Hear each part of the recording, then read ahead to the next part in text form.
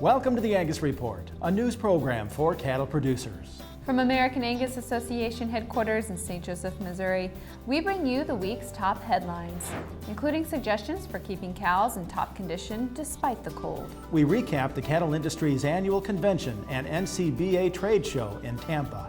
And John Hall of the University of Idaho discusses new reproductive technologies. This is the Angus Report. Hello, I'm Bob Cervera. And I'm Crystal Albers. Our top news this week. Across-the-board spending cuts, known as sequestration, take effect in March if Congress and the administration fail to reach a compromise.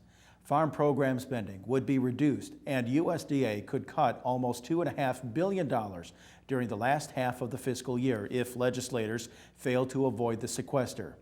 An estimated $289 million designated for conservation programs could be on the chopping block, according to guidelines released last fall from the Office of Management and Budget. However, USDA would honor current contracts, such as the Conservation Reserve Program, according to reports. Meanwhile, extended Farm Bill legislation remains in effect until September 30th. This month, hundreds of cattlemen and women gathered in Tampa, Florida for the annual Cattle Industry Convention and NCBA trade show. The meeting offered ranchers from across the country the opportunity to get their boots on the bay and to determine policy for several industry organizations. Participants also attended one of the largest industry trade shows and top-notch educational programs. This conference is set up intentionally to have academic types talk to producers, but it's also set up to have ranchers talking to ranchers. For example, we've got ranchers from New Mexico, Nebraska, and Missouri talking about how they've had to survive the drought. Hands-on, guys, this is what we've had to do. It may be something as drastic as depopulating, or it may be something that they've not thought of, simple take-home messages.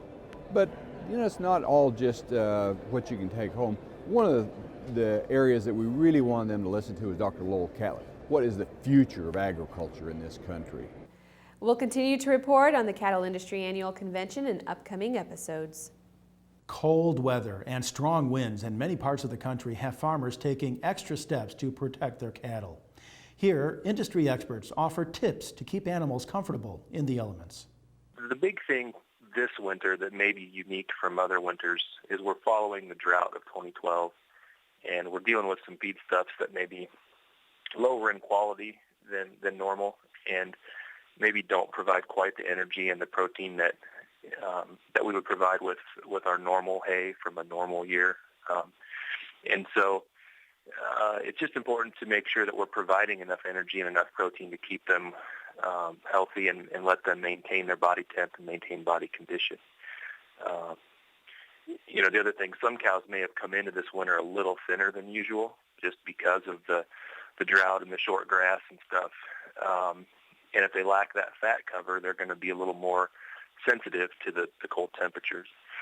So it's just important to make sure we're supplementing and providing enough energy. American Angus Association members interested in becoming more effective leaders in the agriculture industry can apply for the 6th Annual Beef Leaders Institute.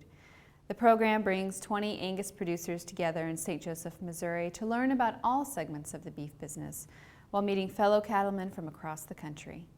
BLI, which is scheduled for June 17th through the 20th, is funded through the Angus Foundation and is designed for association members 25 to 45 years old.